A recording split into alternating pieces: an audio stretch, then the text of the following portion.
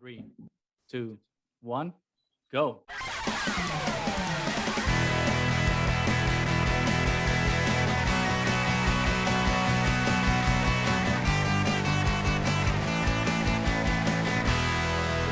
Bienvenidos to the Importance of LatinX Representation in Star Wars panel. How's everyone doing?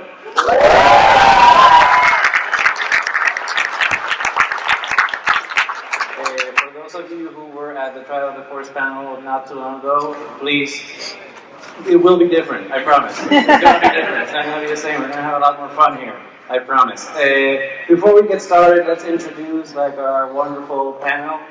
Starting with Danielle Schwertner. Did I do that right? Yes. Oh my God, thank you. Please, a round of applause for Danielle. Now we have Kari Guerrero, otherwise known as EstarGuarsTía.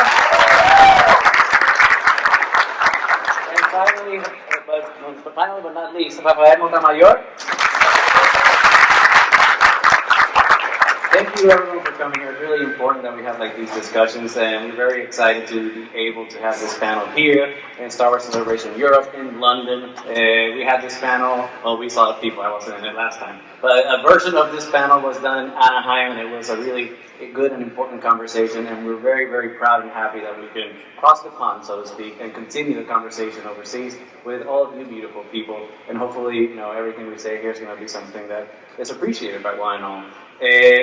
One thing, though, that has become clear over the recent years is that representation matters. And I think these conversations haven't been had for a long time, or if they're had, they're very quiet. And I think now we're seeing a trend where the conversations are becoming louder and more prominent, and we have to keep that momentum going if we want to see the change that we want in the media that we consume.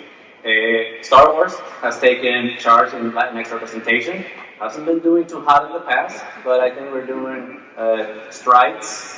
I'm not saying they're massive strides, and we'll talk about that, but we have been doing strides in hopefully the right direction by casting some amazing Latino or Latinx people in major roles, but we'll get to that. However, before we get into the panel itself, let's have all the panelists kind of have a little blurb about themselves. So Danielle, let's start with you. Why don't you introduce yourself? Tell us a little bit about you. Yeah, I'm Danielle. I have a TikTok account some of you may follow, written in the Star Wars, and I do talk a lot about Latina representation in Star Wars. It's something that's very important to me. I'm Mexican American and biracial, and so seeing this representation increase in Star Wars has always been very important to me.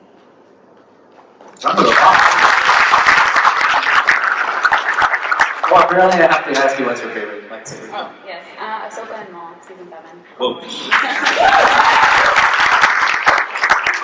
Kari. Yes, hi my people. My name is Karina, Kari for short, and you guys may know me as EstarGuarsTía on the socials.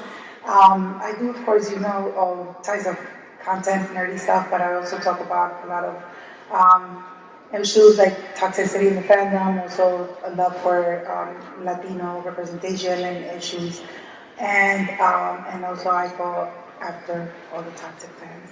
You did a wonderful round of applause on that one. You haven't seen anything do that, well, not immediately. Pay attention to us first. Do what after. Rafael, please tell us a little bit about yourself. And your favorite lightsaber duel, don't forget. Duel? Duel, yeah. Duel. I think it was recently the one in Kenobi with the last one with Vader and it was so emotional. Okay, Rafael. Let me start with that, because not to copy you, but mine was Anakin and Obi-Wan from Revenge of the Sith, the entirety, 40 minutes. I rewind that over and over again. My name is Rafael. I write for Slashfin and a bunch of other outlets. I write a lot about Star Wars, everything from dumb pieces about the Swamp Thing looking parrot in Mandalorian, to write the prison escape from Andor is the greatest thing to ever happen to this franchise. I just love this franchise.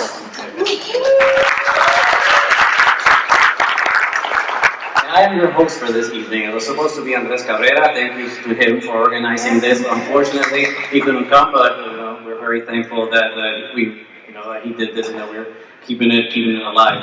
I am Gustavo Acosta. I'm from Puerto Rico. and I host a podcast called Triad of the Force, which is a podcast from Puerto Rican friends coming together to talk about Star Wars. And I am humbly accepting the hosting situation, so please bear with me. Favorite lightsaber duel, it's Luke Skywalker and Darth Vader, Empire Strikes Back.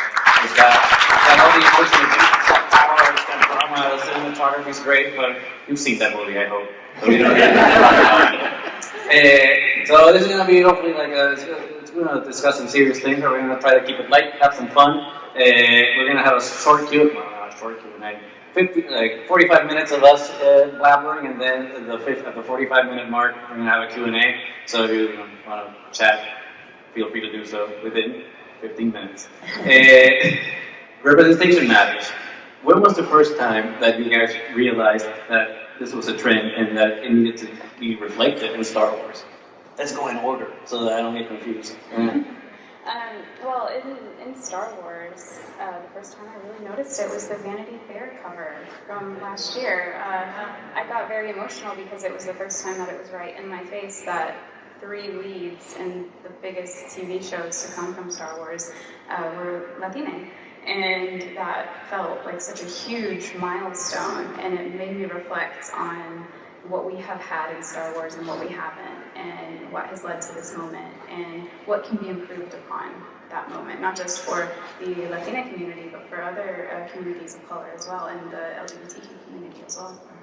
Yeah, that's an interesting thing that we were having like this conversation in the previous panel, where like just because we're talking about Latinx representation, Latina or Latinx representation, doesn't mean that the conversation doesn't apply to like other forms of representation. Because as much as we can empathize and sympathize and see the other, the more we can see ourselves and like learn to live in the society and accepting in a growing way. So I think this is the importance of having these conversations. But Kari, how about you? When did you realize I this think trend? when they announced Andor, when I heard Diego Luna talking in his accent, beautiful accent, and knowing that he was going to be involved in the show, he was going to be there not only as the character but as a producer as well. And I was like, wow, they're including one of us now. Like this is great, and we're gonna, hopefully this is gonna tell a story that's gonna resonate with us, and we're gonna be able to relate. So that was really important. Excellent. Rafael? Yeah, for me it was really when Robert Rodriguez came in to direct an episode of Mandalorian that was announced as one of the key creative voices in Book of Boba Fett, because we realized that not only are we in front of the camera, we're behind it as well. We are shaping these stories. We can have somebody like Robert Rodriguez give us weird, crazy visuals that only he can think of, and he can have a saying that is not only like conforming to the story or the visual of the franchise. We can shape that to what we believe can be a better story. It was interesting because we know that story, or if we don't know it, if we know, I'm going to remind you anyway. A couple of years ago when Rogue One came out, one of the big things that Diego Luna was saying when he was out on the press tour was that they wanted him to do like a British accent or an American accent, I don't remember, for the role, and that he insisted that he keep his accent, because that's who he is and that's how he wanted to portray that character. And in fact, when you see Rogue One, Diego Luna talks like Diego Luna, and it's a beautiful thing. And there was a story where a father was taking to see his son or something to go see the movie, and and when they heard Diego talk like in his accent, they were like, "Oh, I finally see myself in that movie." And it was interesting because for me that was eye-opening as well, because at that point I realized that I hadn't realized that there was a bias in film that I acquiesced to, because at all that point I was like, yeah, I'm loving these movies, but I've never realized that we're not in those stories. And if we are, it's West Side Story, where Puerto Ricans are, can't go to the killing people. It's like, not all of us, some of us, don't have knives, I guess. But it made me realize that through that sense of colonialism through film, it's given us a bias of not understanding that they do it on purpose so that we don't see ourselves and we are automatically excluded from that conversation. So Rogue One really was that catalyst, and now to see like Andor like double down on that representation by not just having Diego Luna, but also Adri Arjona, and the whole cultural environment that they created around Ferrex for all of these characters that is so resonant to a lot of Latino communities, is a very empowering thing. And now it's something that we're gonna keep moving forward, because different shows are doing it at different levels of of success. Mandalorian, we can discuss that maybe a little bit, but maybe that's too close to the panel. And right now we have Ahsoka as well with Rosario Dawson, but where I think where Star Wars is really succeeding in representation is the High Republic. So we just want to see more High Republic focused representation in films and TV. So we're talking to acting like the members. Let me see, let me check my notes here. So the type of representation we get is important. How does it feel to have Latinas in all types of empowering roles in Star Wars, from Jedi to revolutionaries to warriors? But what do we need more of, Danielle? Oh, it feels amazing. I mean, seeing Diego Luna as a revolutionary, as a rebel, is so important to me. We've talked before about Andor just being so representative of our family's backgrounds or our backgrounds and everything that they've experienced. But I would really love, I know we have now Ahsoka is part of the Latina community. I'm so happy about that. But I would really love a Jedi who's not in makeup all the time and not in costume, to have a Latina Jedi who, is, when you look at them or listen to them, as with Diego, when you hear them, we hear home. Because that was what Rogue One was for me when I sat in the theater opening night and I heard Diego Luna talk. Because I didn't follow Star Wars as closely. I still really loved it, but I didn't follow it as closely as I do now back then.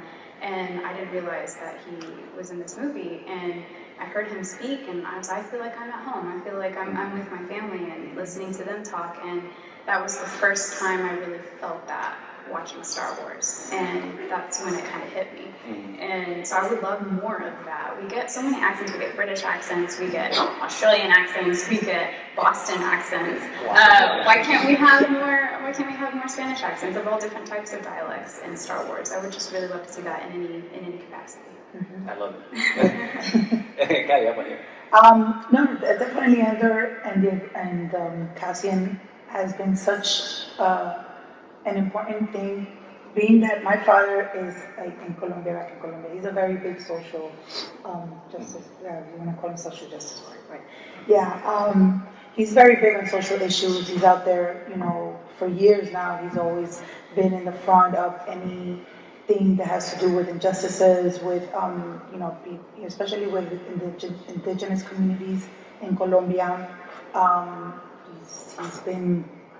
His life has been threatened, and then so seeing Cassian kind of, seeing my father and Cassian like that has been very, very empowering and very important to me.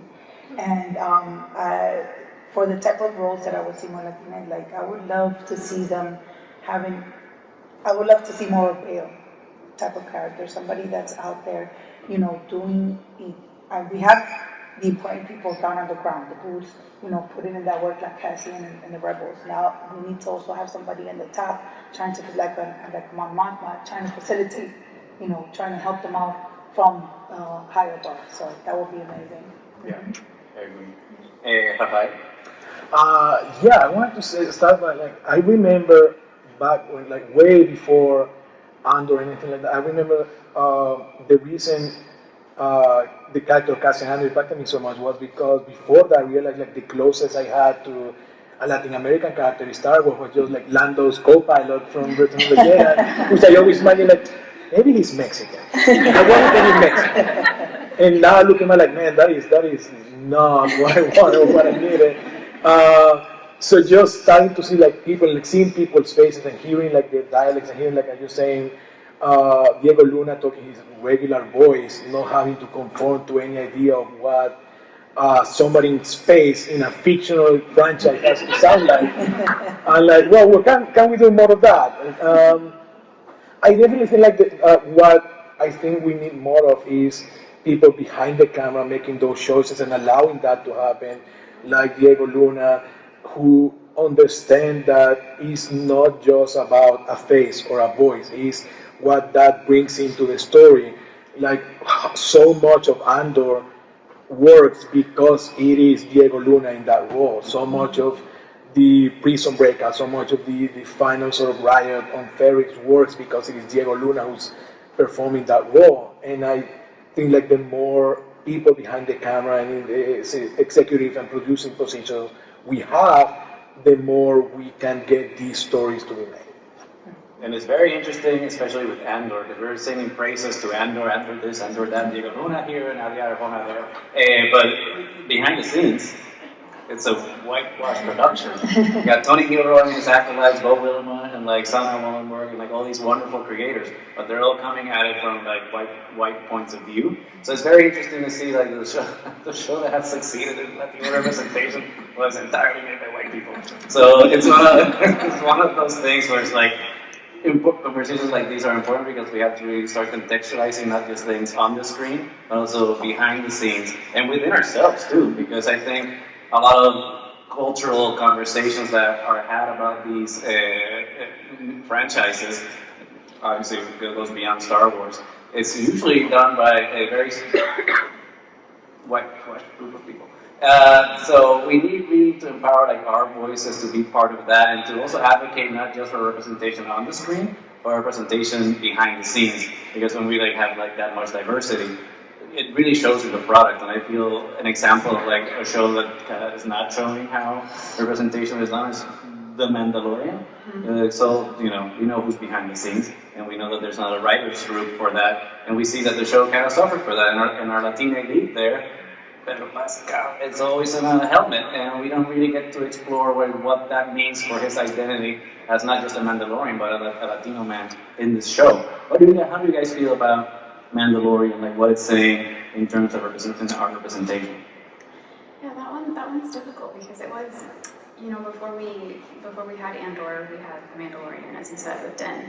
And it was a bit disappointing to not be able to see him. And I remember every time when his helmet would come off, a few times it's come off, it's like, yes, that's one of us. And we hear his voice all the time, and of course it's beautiful and wonderful as Pedro Pascal is. But there is a lack there that Andor does have, that The Mandalorian doesn't have. And you were talking about this in the podcast earlier. You should all listen to it, by the way. It was a great Coming out next week. But it is that, like, what responsibility do they have? Do we always have to be reflecting these backgrounds of these actors? Who should it be reflected if it's not someone who understands it telling it? And what can go wrong that way? What does that say about who is being allowed inside the writer's room, who's being allowed inside the director's room?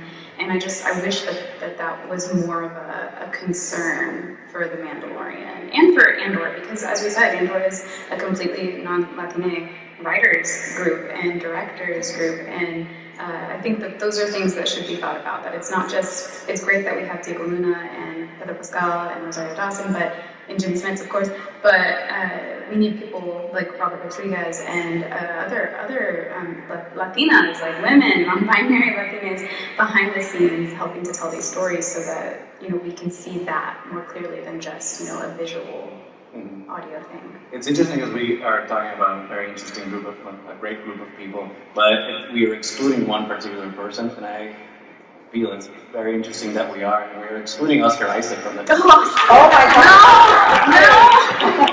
No, because that's The first space body of the Disney era. Come on. But I bring it up not just because it was funny, but because Rise of Skywalker, at least to me, did something horrible with the character, and it's like there's one thing about representation, but there's also a thing about reinforcing negative stereotypes. Yeah. And like you take Oscar Isaac, who is like this great captain of the resistance, not the rebellion. I'm sorry, and who's going to succeed Leia and all these things, but all of a sudden it's just like, well, guess what? You're actually a drug dealer. Yeah. And it's just like, what, really? Come on, Spice Run, I'm sorry. It's one of those things where it's like, why we already had a perfectly good backstory that's positive and empowering, and all of a sudden we have to do that to that particular character. It's very telling, and it's one of those frustrating things. It's like, why was that choice made? Because it's not a decision that needed to be made when a character already had a positive and constructive backstory. So I think that's one of the also things that we need to ask these creators to do. So it's like, when you represent us, make sure that you're doing it in a constructive way that reinforces the good aspects of our communities, because our communities have a lot more to offer than just racial stereotypes that have been perpetuated by decades and centuries of racism. So There's something that kind of also could be said about the Marquez sisters as well. You know, that they had to resort again to illegal activities to be able to survive. Like, I understand that at a certain point with the empire and stuff, there's not many options and everything. But again, we're just tired of seeing the same story, you know, applied to us every single time. Especially, and then, like you said with Poe, there was no reason for him to go into that lifestyle when his parents were already like such amazing, you know, character, respectable people and everything. And that's how he worked. That's the environment that he was in. There was no reason for him to be made into a spice runner, like at all. You know. Oh, I know. Yeah, and do they know? They don't know. But going back a little bit with the Mandalorian question, Kari, how do you feel about the representation in Mandalorian, like how it's going right now? Yeah, I think what struck me the most is the fact that they had an opportunity, you're saying, with like playing with stereotypes and using what the actor and their ethnicity or their background brings to the character. The fact that they did so much the story, like, where he's part of a religious cult, he's part of a really strict organization or family, whatever you want to call it, and then now they are the good guys who we like just because they're the only Mandalorians that we know. And we just like forgetting about like all the, you don't remove your helmet, you don't do anything that doesn't apply to the code. And I feel like that's one of the missed opportunities of the show, where like the whole you don't remove your helmet and we don't see Pedro Pascal's face was supposed to have a point. And was like they were about to make that part of the story. Like, no, we don't do that anymore. He just in the helmet all the time, and we just forget about it. And that's such a missed opportunity because they could have had that Latin American, like that Catholicism, that religion, whatever he could bring to the table. They could take that and make it a part of the story, where it's not just the face because of the face. You could actually make this a part of the story, and it just didn't happen. Yeah, because I feel season 1 really kind of was a little more focused on that, because at least I connected to that season because I really felt that the experience of diaspora, right? I'm Puerto Rican, born in Puerto Rico. I live in Chicago right now, so like I have, like right now I'm going through all that experience, but what does it mean to be displaced and be somewhere else, and how do I connect or not connect with my culture, being in a completely different environment, completely different culture, completely different language. And to an extent, season 1 was exploring those questions of that sense of belonging, of being removed from his family and his culture, and now being placed in this indoctrination, and apparently we're forgetting about that in season 3. And it was a really interesting question, especially when he starts to see in season 1, season 2, that removing his helmet maybe is not that bad after all. But then we had to make him an apostate, but not really explore what that means, which I think is a missed opportunity. Because now the titular Mandalorian is no longer the Latino guy, it's Bo-Katan. She's dope, but... I love her. But it's the title of the show. It is the title of the show. Let's make something a little more fun now. Is there a particular moment from any of all these characters that we have been discussing that has resonated with you? A moment that particularly when you felt seen or empowered? I mean, I would keep going back to Diego Luna and Cassian. I have him right here, little Cassian, for a reason, because it genuinely was. Rogue One was the first time that I heard his voice and I heard my family, and that just always sticks with me. It made me feel like more at home in Star Wars, and I think that was really the catalyst for me becoming even more obsessed with Star Wars and more actively obsessed with it as I am now. So yeah, changed my life, Diego Luna. Wouldn't be here today without Changed everyone's life, especially after Havana Nights.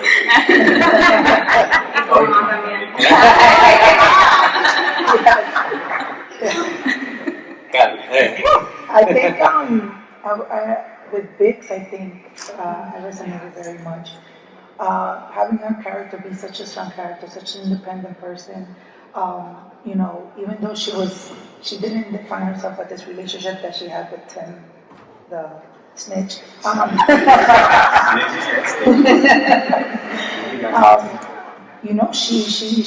She was going in her own way. She was paving her own path, and she was still making the decisions in her life and not having somebody else do that for her, And she such a person with such character of wanting to do the right thing, you know, regardless of if that was something that was gonna put her in danger, you know, helping Diego, you know, Cassian out, even though, you know, Cassian is a little crazy, going all over the place and stuff, driving everybody else crazy during that time. He's going through stuff. Yeah, he was going through things. But, you know, that's just the type of woman that she is, the type of person that she is. Such with a great heart. And that really, like, you know, spoke to me a lot. Being also a Latina woman, you know, having to make my way in a world where my voice is, you know, basically always trying to be silenced, you know? So that was really awesome. But you have the power of TikTok, and you are not being silent. Oh no, I make my voice heard on TikTok for sure. You're gonna hear it. Keep doing it. Power for your leadership. And Rafael, what moment made you feel empowered? Not to keep coming back to Andor. And you know, it's a good show. The prison breakup and just seeing Cassian take the lead and just like organizing these people and be the guy to realize like, well, we have enough. We have to do something. And coming from Venezuela and seeing like protests and having been to protests for years and being harassed by police and everything, like seeing him take the charge and organize all these people and making sure that they are fighting for something bigger than themselves. Yeah, that was a really powerful moment. Andor is good. There's a particular scene in Andor, like when they're about to escape barracks and the cops, you know, we'll talk about cops outside of the convention. It's Disney after all. The cops do the crackdown on barracks and all of a sudden the community comes together. And all of a sudden the community starts banging all the metal and all the bells and start like, you know, doing the warning, the war cry basically through their accoutrements, right, that they have available to them. And when I saw that moment, it really touched me because I'm like, that's exactly what's happening in Puerto Rico right now. Puerto Rico, every time there's a strike or something, you go and you get your pots and pans and you start banging them and you make noise and that's a form of protest back home, which is very analogous to what's happening in Andor. And it really spoke to me, not just because, you know, the connection that it made, but because you see it and it's happening. And these are stories that like not just are good and entertaining, the stories that speak to us and tell us more about our reality than reality sometimes does. And I think that's the power of like why we have these conversations, because it makes us see that there's, you know, there's more than what we see on the surface. There's a lot of substance to that. And that's where having Diego Luna as a producer as well comes into play, because he's talked about how he's casting, having like using his background to influence his story, even if it's not directly like rewriting part of the script because of it, but just the fact that he's there makes those scenes resonate more. Like if he was a white actor, if he hadn't been involved with the show, we wouldn't be making that same connection necessarily about like drums and pans, but because Diego Luna is part of it, it's like, this is things that I know, I recognize this as something that's from my culture, my background, or just something I see on the street. And police corruption, police abuse of the police, of minority groups, displacement. I thought was a really interesting thing of what was happening in barracks. It was like all of Latin America, Puerto Rico, the Caribbean, we're being displaced in many different ways by corporations and in big interest. So to kind of see that in Andor is really like a powerful thing, because again, like when we have this conversation, we can make other people that don't have those types of connections be aware that like, oh, this is something that's talking to something that's beyond that. Because we have, I think this is the important thing with that. Like, we can have these conversations amongst ourselves and like, yeah, all Latinos see this, but we have these conversations with other groups, like we can start like seeing the things that we cannot see because of our implicit biases or cultural limitations. So like, you know, talk to everybody, show them this video when it's published, so we can all learn and grow together. But do you actually, no, we already did this question, no way. What impact do these characters have on a younger audience? I don't have kids, so like Kari, maybe I don't know. Well, I can say that I wish that I had these characters when I was little, and you know, of course, I was a prequels kid, so we had Jimmy Smits, but it's hard to I don't know, I didn't really recognize the importance of Jimmy Smits until we got at Diego Luna and Oscar Isaac, and you know, finally seeing this connection, like, oh, Jimmy Smits has been here the entire time. He's been carrying, you know, our legacy.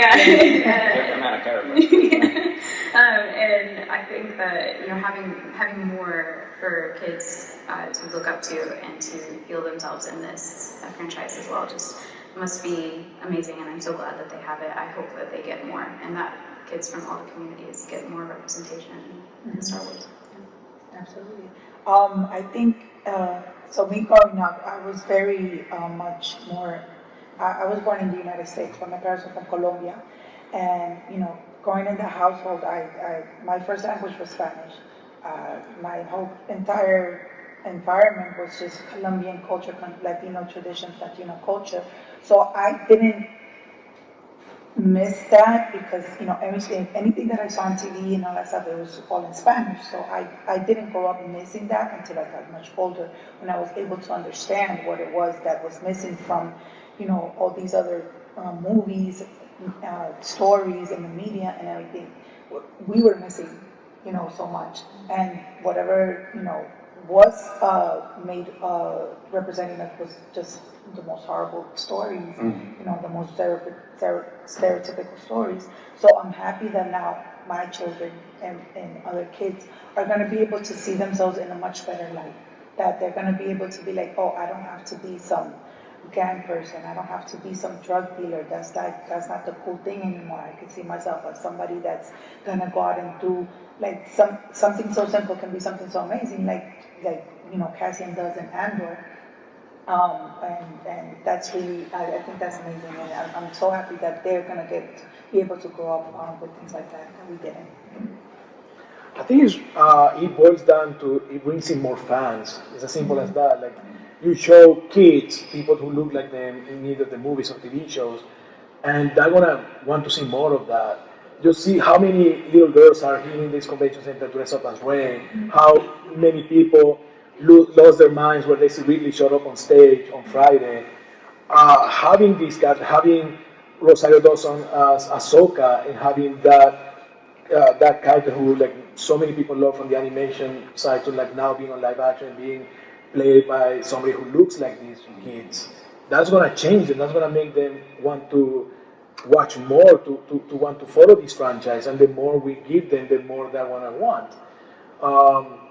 Like, yeah, not every kid needs to or should watch Andor necessarily, but it starts with something as simple as Mandalorian. It starts with Poe Dameron, it starts with Ahsoka, and it just grows from there.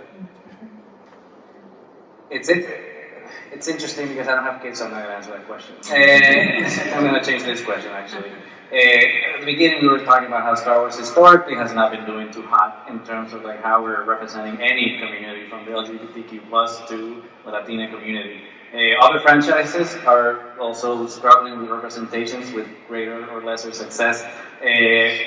How do you think Star Wars is doing in comparison to other franchises, and what franchise do you think is actually doing it right? You know, I've noticed that Marvel, MCU, has been trying to do better, whatever. Just because it's Disney, right? Okay, well then DC. You know, I was really happy. I was really happy to see Jaime in the trailer for what is it? Blue Beetle. Yes, I was gonna say Blue Bug. I was like, that's not right. Yeah, there you go. The non-DC version. But seeing that trailer, I know there's been some talk about how they changed El Paso to a fictional city, but I was really happy to see that from DC, and I was thinking, what other Latino actors have I seen in DC? And I think we got some in The Flash, I think, which there's a lot to say about that. But DC could definitely be doing better, and I hope that this is like a catalyst for that. And like I said, Marvel, I think their best representation is maybe in their shows with Agents of S.H.I.E.L.D., and I hope to see that kind of grow as well into the movies much more. Yeah. No, same. I think, Danielle said it basically, that DC hasn't, DC hasn't, they're doing too well for trying to get it off the floor right now.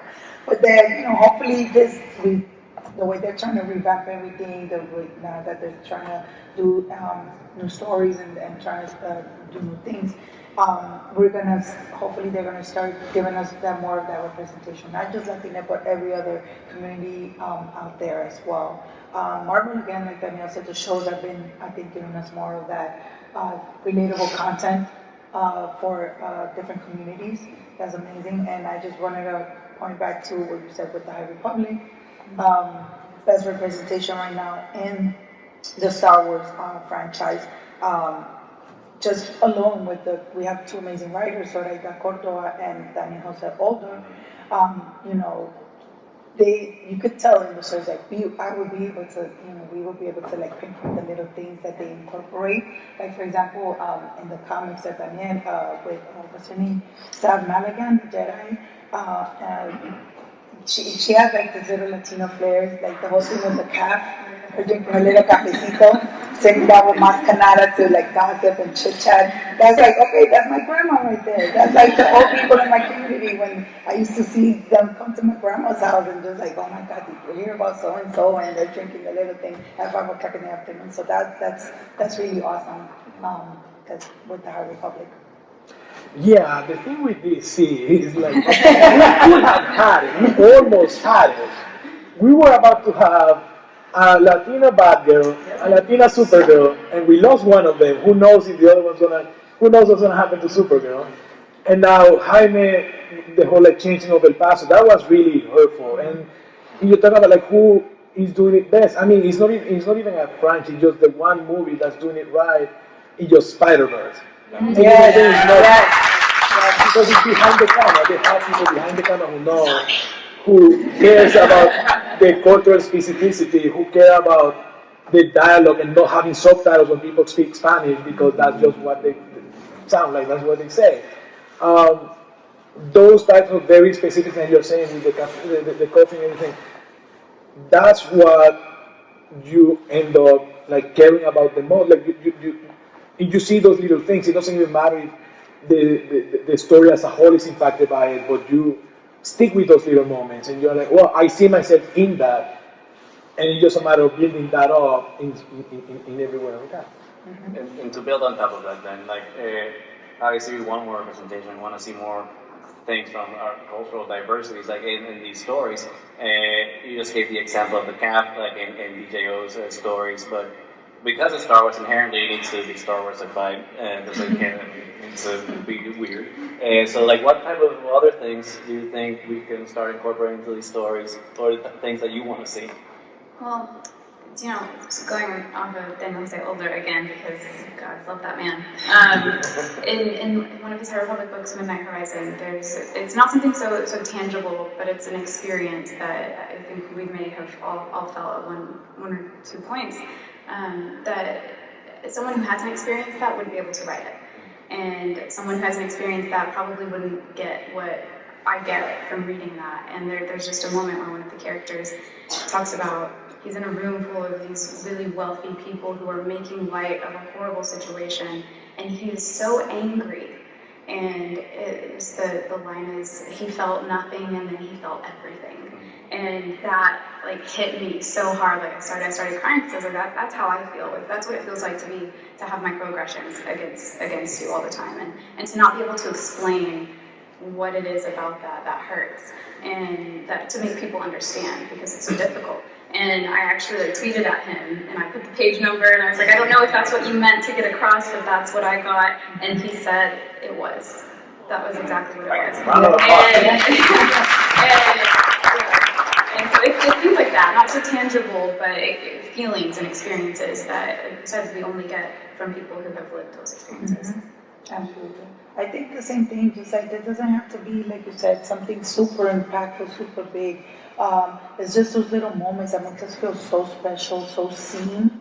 And I think those are the little moments. Tradition and culture is very big for us, very big. Our language, even though it's colonized language, but that's how we communicate.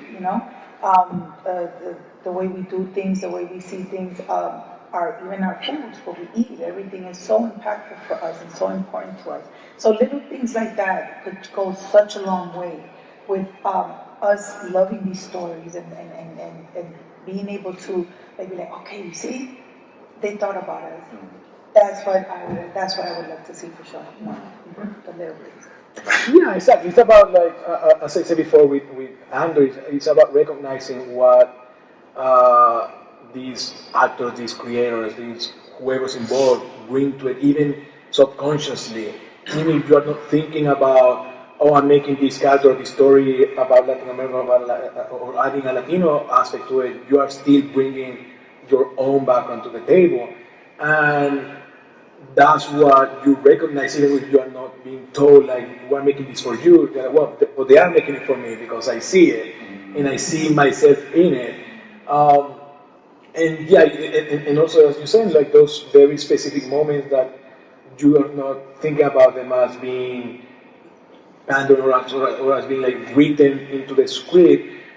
Probably like the most specific moment in a movie in the past few years that I like identify myself in. It's not Star Wars related, but it's in Encanto where one of the little kids points at something with his mouth. Like that. I don't know who thought of that. That's such a small thing. It's in the background. You won't even notice unless you're pausing it. But once you notice, like, that's such a Latino thing. That is me. I do that. And I don't see anyone else do that. I don't see any other movie do that. And those are the moments that stick with you. So it's about like recognizing the little moments that are going to resonate with even just one person, but it's actually like millions of people. And it's about recognizing what you subconsciously bring to the table and allowing that to be a part of the story and to influence the story. Those little moments make us also know that it's not just pandering, that they're not just giving some stereotypical thing, you know, that they're all the Latinos, this is what they do. You know, those little moments that could be like the thing with not every Latino does the thing, but in Colombia we do that too, you know, so it's like, all right, there was thought behind it. There was like somebody was like, all right, they cared enough to put that little thing in there, you know. And now on the showcase on Friday, we had a bunch of shows and movies that were announced. What of those, like which show or movie do you expect to see that will incorporate some of the things that we have been discussing today? Oh, I think the Acolyte. I was. And why? I was lucky enough to see the teaser trailer for it, one of the panels I went to, and oh my god, it looks amazing. Like it looks and/or level amazing, but with lightsabers, and which is my thing, so I'm very excited about that. And it seems so inclusive from the creator who is a gay woman and she's including her wife in the story, which is great. Hearing that was amazing. But you know, the casting has been phenomenal for that, and just the glimpses that we got have been great. And it seems hearing the creator talk, Leslie, talk about it it seems like, you know, they care about this story, they care about the casting that they've done, and they care about inclusivity and making, you know, fans who are often overlooked the center of this. And I think that's great, and I have high hopes for it, and I hope it does really well. No, same for me. I was lucky enough to see the little teaser trailer, and I know that I really hope that you said it before, that they continue that feeling from the books and the comic books and the reading material. Even though we know it's going to get so much negativity from the Phantom Menace. That's what they are. Yeah, it's fine. But it is. I already know that, because I think it's going to have such inclusion of all of these communities, of all of the representation that it's going to have. And I'm excited for that. I'm really, really, really looking forward to it, because this has been, even though we have an amazing, you know, all these amazing stories in reading format, we need to see that in live action as well, because not everybody's able to access these reading materials, you know, and it's going to be important, not just for us, for the little kids as well that are, you know, feeling like they don't see themselves in that way. You know, the LGBTQ community, the POC community, Black community, and Latino community. So, yeah, I really have high hopes for that. Yeah, I agree. I think like if one show on movies to do it, it will be that one.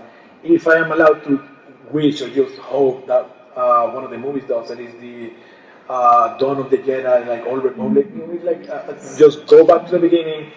And I was saying with Andrew, allow these voices to shape the story. Like if you are worried about fan reaction, like you are so far removed from everything that you can do whatever you want, then allow these voices, these creators, these actors to shape their characters, to shape this world and see where that leads. And I can guarantee you that if you allow that to happen, you can come up with something that feels even more special than just following the idea of copying what came before.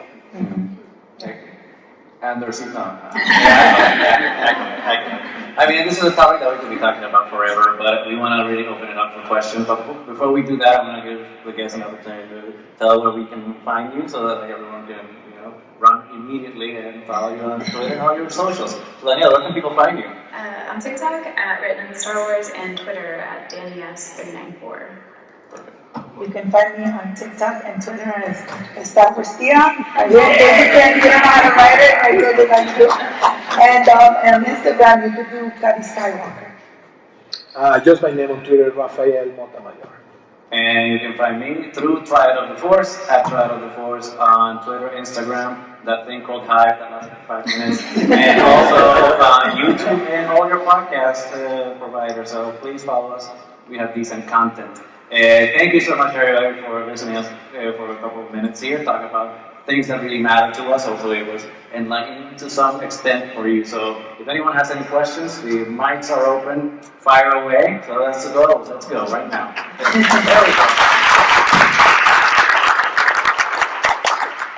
Hello. Is it on? Yes.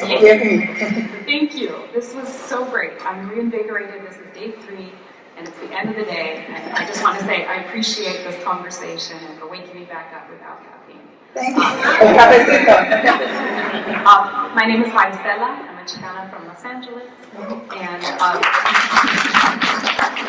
and hearing you all talk about representation, 2 actors came to mind. I don't know if these are very different views, but I heard Edward James almost once say that he chooses his roles very deliberately. He wants to make sure that he represents role models for the Latino community. And then recently, I heard Ariana DeBose say, I want to be in a world, I want to live in a world where, like my white counterparts, I have the privilege of picking any role, and just bringing my whole self to that role. She did this really great role in Schmigadoon, which is a musical TV show, where she got to play teacher, not coming off of her Academy Award-winning West Side Story performance, but she felt like a little bit of what white privilege might feel like by choosing that role, because it spoke to her as a person.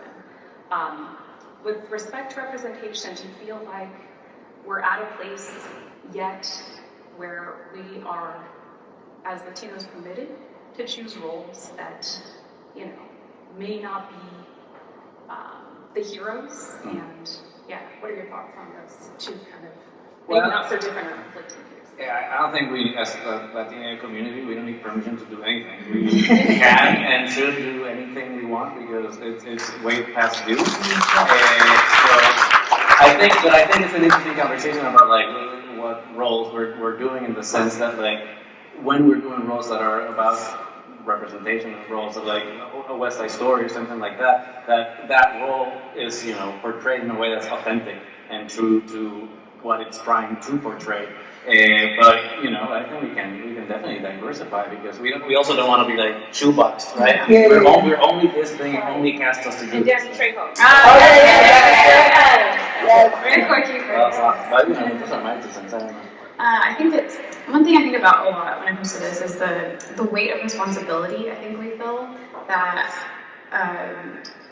white people don't feel, that non-Latine or people who aren't part of communities of color or LGBTQ communities, is that there's a weight of responsibility, and you feel guilty if you're not doing something to progress your people or to make sure that your family's history is being remembered. And I often wonder if other people feel that way.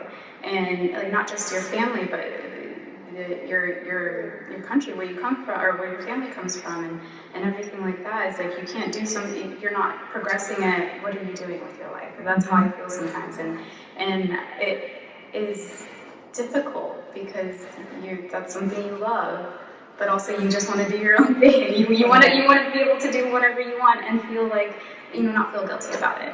And I think that's just a huge question, and I completely agree. Latinos should be able to do whatever they want and not feel guilty about it.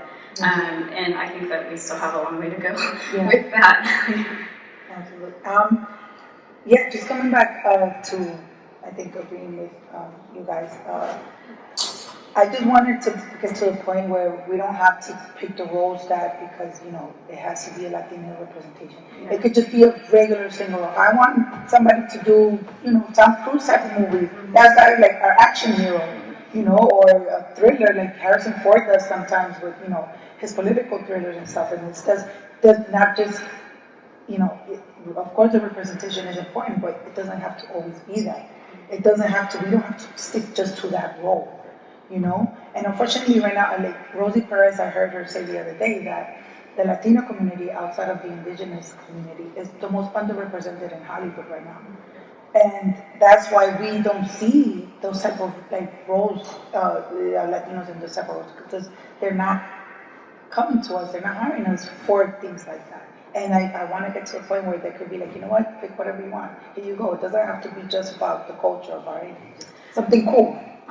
Look at Pedro Pascal. And you see this. You see it with Diego Luna as well. A lot of, especially Latino men in Hollywood, they always have to start with the cartel stories, and then they get the big stories like Pedro Pascal with The Last of Us. That's not a Latino role, and he got it. He did it great, but he also comes from having to do the cartel. That seems to be like the gateway for Latino men in Hollywood, and I really love for that.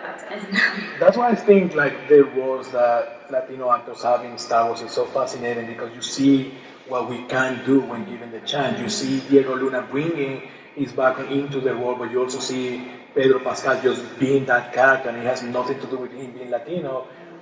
And we still love him for it, but he can just play the role because he's a good runner, he's good in it.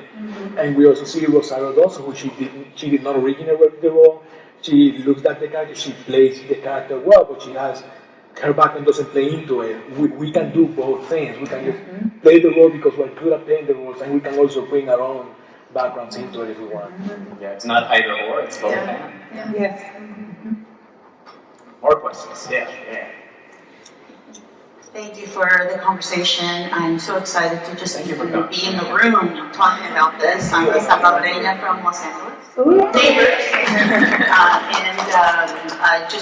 You had an excellent topic earlier about what the franchise is doing it well, and I remember being moved almost to tears watching the Talocan scenes in the Black Panther or whatever. See, that's how creatively you can go and represent, indigenous ancestry. Because for me, that was beyond feeling seen and heard. I'm waiting for the Latina Jedi Master as well, who can be just visually the Latina Jedi Master. So I think one of the questions for me that is kind of at the core of Jedi lore is about the detachment from family, and because familia for us is such a central core, how do you reconcile those things and still have a Latina or Latino Jedi Master that has that connection? How do we get over that hump and still represent? You know what I mean? Well, if we go by my headcanon, Ezra is setting up a new Jedi way in the unknown regions that Palpatine isn't aware of. There's Palpatine's in Mexico and all that stuff. So there's a thriving community of Jedi in the unknown regions that don't have to be burdened by all that, mumbo jumbo from the past. and hopefully, the higher ups at Lucasfilm are listening to this, and when they make the Rey movie, Rey's also going to break with that. Because she's seen the harm that did to Ben Solo, and she lost the one that she loved because of the silly little rules that aren't so silly when they, kill people and give you social anxiety.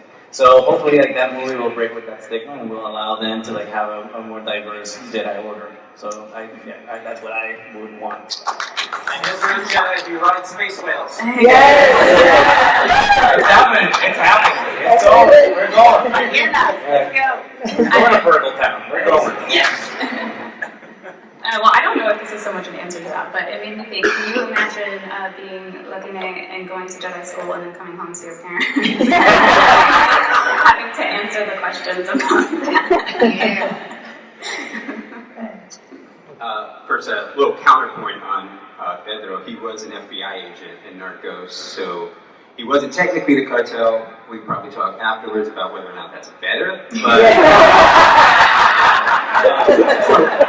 But what I'm wondering is, what do you think changed? Because I remember growing up and idolizing someone like John Leguizamo, who's in the Super Mario Brothers movie, or whatever you want to say about that. That was, I wore a green hat to school every day after that movie, okay? Yeah. But we also had him in his one-man shows say things like, you know, his mom told him the fact that there were no brown people in Star Trek meant we weren't in the plan for the future, and now we are the future with this franchise. And I'm wondering what changed, because we touched on it slightly with Jimmy Smits, right? We had Jimmy Smits in the prequels, but that didn't feel like representation. Seeing Jimmy Smits is a Boricua, I'm Boricua, but seeing Timur Morrison in Attack of the Clones felt more like representation, you know, because he was a brown man and he was representing more of his culture in that, whereas there was that remove. So I'm wondering what changed where now there's this, what do you think changed that there's this push now where it's important, and seeing people like, you know, Diego Luna, Pedro Pascal, and all these other actors and actresses and representation coming up, you know, what happened? What happened? I think one of the the first motivator is always going to be money. That, you know, I think once they started seeing that these, you know, getting that representation, these different types of people and into the stories, it's going to bring more people in. They thought that they because for so long we had to endure having to relate to characters that didn't look like us, we still gave them our money because we enjoyed the story and we had nothing else. But I think now, you know, once they started incorporated, they started seeing that, and then they started seeing also us as fans basically cry, like begging them and screaming at them, like, listen, we need more of this. I guess they finally started listening. Money talks, and then they start. Once the money starts rolling in, that's when that's when they pay attention. So look at how the Fast and Furious movies became huge once they embraced Latin American community. I think also, as Rafael said earlier, it matters who's behind the camera, because Robert Rodriguez is behind Book of Boba Fett, and that's some of the best, like that incorporates so much of Timur Morrison's background. And I think it's having someone who sees that desire in the person and allowing it to just grow and affect the story as well. Low-key great representation, Willow. Oh, yeah. Yes. Willow was awesome. Season 2. We only have the clock is warning me it's in red, so we have time for one more question. Okay. We can talk. Well, I'm so sorry because this I'm not gonna disappear. not actually a question, but something I would love to share with you, because it's a brief personal story about inclusion. You know, I'm going to be very fast, very quickly. But being a boy born and raised in the Canary Islands, which are a tiny group of islands in the middle of the Atlantic Ocean, I always dreamed about working in the film industry and, of course, being in Star Wars. You know, so I felt as much as in my imagination in that galaxy was not so far away, in terms of being able to do filmmaking in the Star Wars, but felt really far away. I'm sure you can relate to that. So when they came to Canary Islands actually to film Solo, because as you know, Savareen, that deserted planet that was shot there, I was like crazy, you know. I tried to get in that. I had friends who work in that, and I was like so crazy, you know. Star Wars is coming to my home, talking about feeling Star Wars as a home. So I couldn't get there, you know. It was like devastated for me. But then a few weeks ago, I had to share this, and I feel this is a perfect place because it feels like family. The whole convention feels like family, but this bit even more. So this very same week, I was working in season 2 of Android because they came to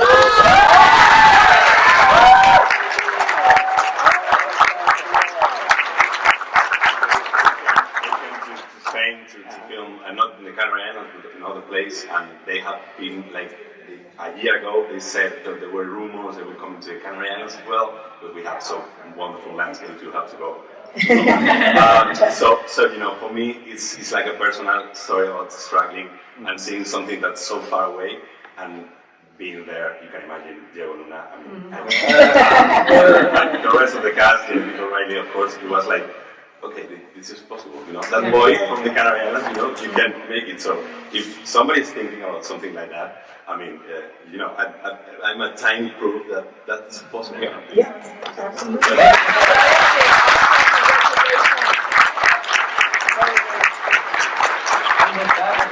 Thanks everyone for coming. A special shout out to Disney and Lucasfilm for providing us a chance to bash them a little bit and talk about the things they're doing wrong, but also give credit where they're doing it right. You gotta give credit where credit's due. And thank you to all of you for being active participants in in this fight, in this conversation, because united we are stronger. So thank you so much for coming and enjoy the rest of the